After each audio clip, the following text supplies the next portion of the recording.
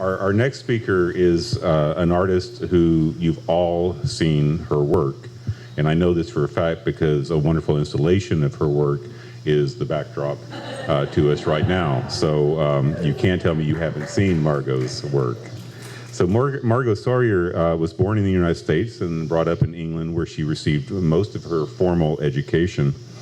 Throughout her career, Margo has created installations which translate the notion of an ancient sacred space into a contemporary vocabulary. She is particularly interested in relationships between the experience of space and the experience, as Linda pointed out, transcendence, and the ways in which architecture and ritual converge to create a form for contemplation and reflection. And what a better, no better place to think about that as in the Umlauf with the gardens and the space, and to have that wonderful sense of contemplation. So Margo, welcome. Thank you. So one of the things as an educator and as an artist, how do you become an artist, and what are the things that make you become an artist? And the thing that was the most pivotal moment in my life was when I was 14 years old, and my mother took me alone to Egypt in the 1973 war, and all her friends thought she was crazy because she was taking her child to a war zone, and in fact she was a bit, anyway. We were the first 17 tourists allowed into the country, and it was the most remarkable experience of my life. I mean, it really changed the way that I think about all the work that I've ever done, and even wanting to become an artist or a sculptor was really through being in Abu Simbel and sort of seeing these monuments. But these monuments are architecture, they're sculpture, they're paintings, they're living, breathing, carved of a living rock.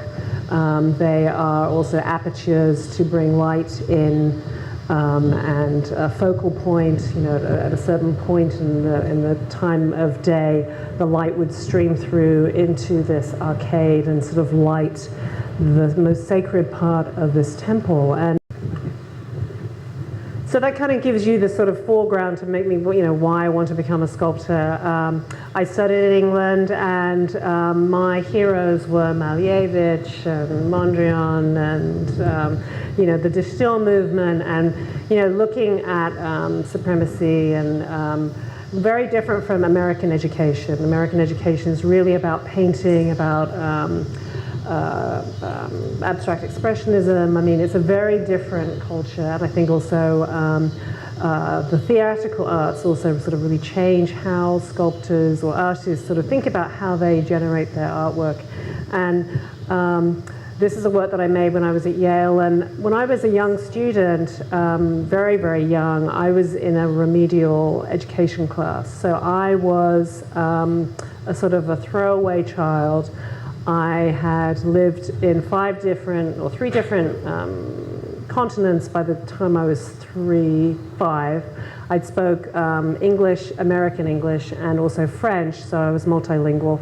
And so what was, seemingly a remedial student, in fact, was I sort of crawled my way into,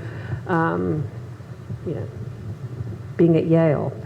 But to sort of say that science has always been incredibly important to me, and mathematics has been incredibly important to me, but I have struggled and failed at mathematics and science. But I deal with it every single day, and you'll see that the work really is about many, many units, these multiple units that grow to make a whole. This piece is actually made with electrical tape, glass, and acrylic paint, and it's sort of a miracle that it stands there. It's based off of looking at Annunciation paintings and the sort of poignant space between the Virgin Mary and the angel, and it's that void, that kind of poignancy that I'm really sort of interested in. And these spaces that you can't really enter, you can look, but you can go with your mind, but you can't enter physically. And so reflect is sort of really very much, in that same vein. And I got a Fulbright to go to Japan, India, and while I was there, I was looking at these astronomical structures, and they've also been very influential to other artists, such as James Turrell with the Roden Crater Project, and these monuments have really, they're tools for looking at the stars, but Isamu Noguchi was incredibly inspired by them. I've been incredibly inspired by them. There's just a litany of sculptors that have really sort of been looking at these things. And the other sort of major effect while I was there were these two spaces that I went to.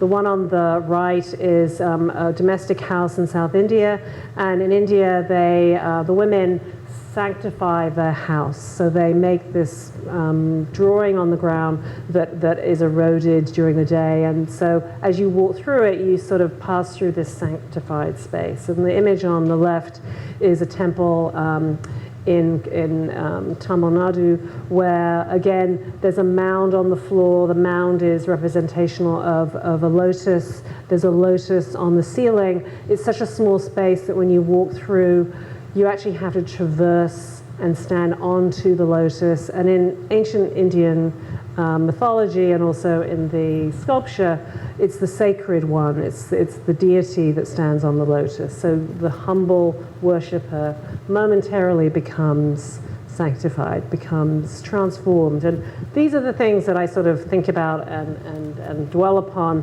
when I'm sort of making my work. And this is a very early work that I did when I first came to Texas, and looking at tiling systems or mathematical tilings. And again, reflect is also sort of mathematical tilings, but also interested in sort of ephemerality, drawing in space. A lot of these things are units, many units that make up a whole. I make a painting, I scribe it, I cut it up, and then I put it back together like a sort of giant jigsaw puzzle. I'm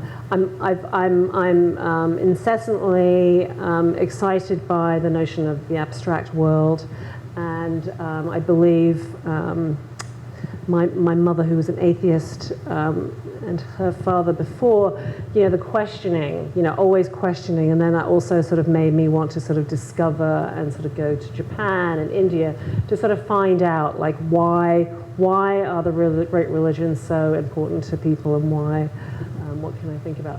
So I went to Japan, and while I was in Japan, I would stumble upon these amazing pachinko balls, and I decided to partner with the pachinko barons, and I made a piece. This is sort of like a teaser, but what we're seeing here is my sort of inspiration to pick up the ball bearing, and then to commit myself to make this grand, huge installation. What I didn't know is what I would be revealing, and what I would be revealing is chaos theory and order and chaos. So the boxes actually change the molecular or the sort of spatial relationship to these sort of very precise balls, and so you have this sort of chaos theory, kind of mathematical theory sort of come together. There's a nanotechnology friend of mine, and we were looking at gold particles, and some of the gold particles also had that this sort of fissure in it. And I was like, well, no, it's because of the stuff around it. It's not because of, anyway. So I'm always very interested in, looking at matter. And when I'm making my work, it's always I make very, very small parts, and then those small parts then create a whole. And so I'm working almost like a laboratory test.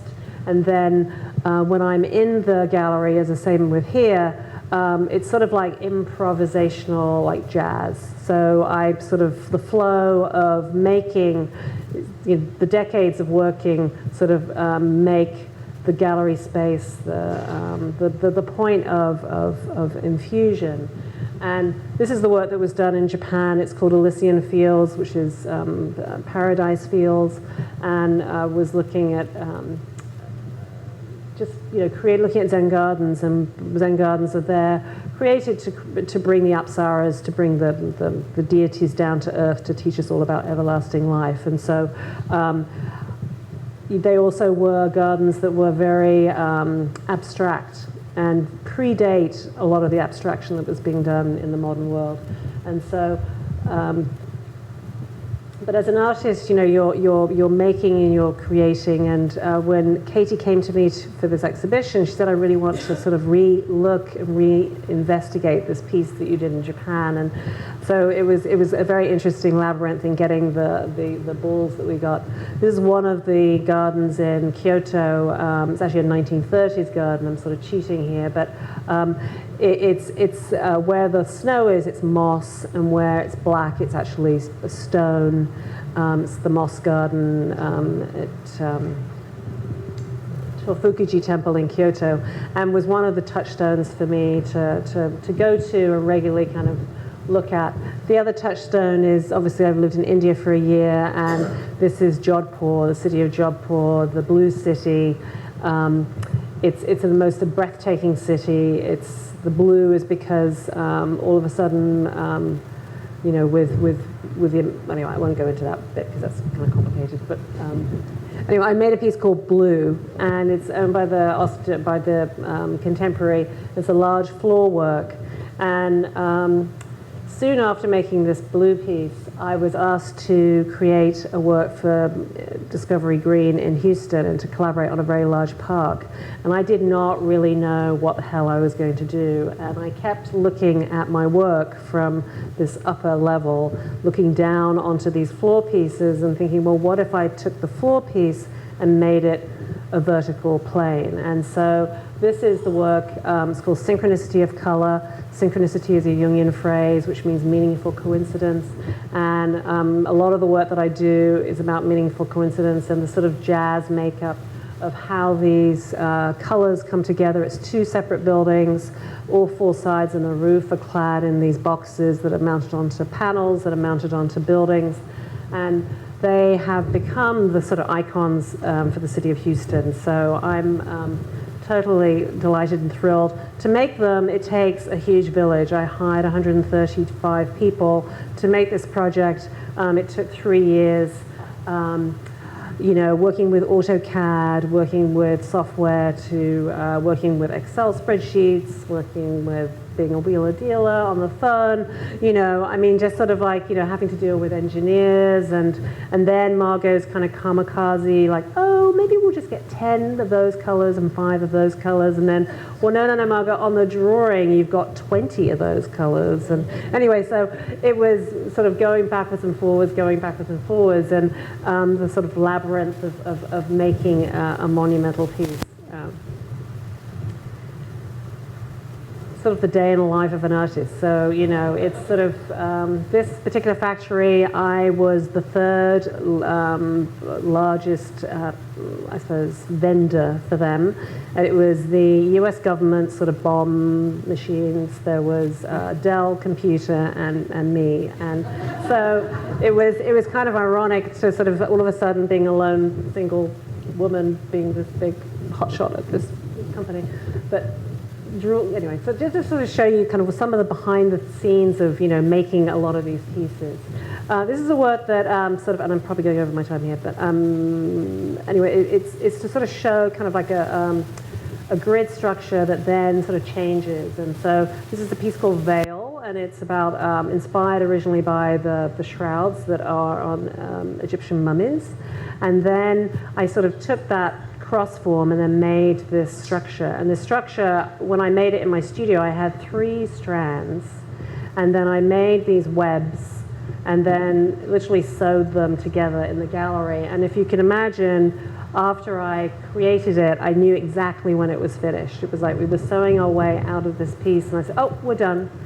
And it was kind of an amazing thing. Everything is put together with their tubes with little sewn things. But they're also, around that time, people were saying, well, these are like NURBS. These are like, you know, like the meshes that you would do on 3D design work. So it's, and then more recently, I was commissioned to do a design for a big big project in Indianapolis, and this is designed for a facade of a building that has not been commissioned, but is still obviously in my head. Probably would have been really hard to do.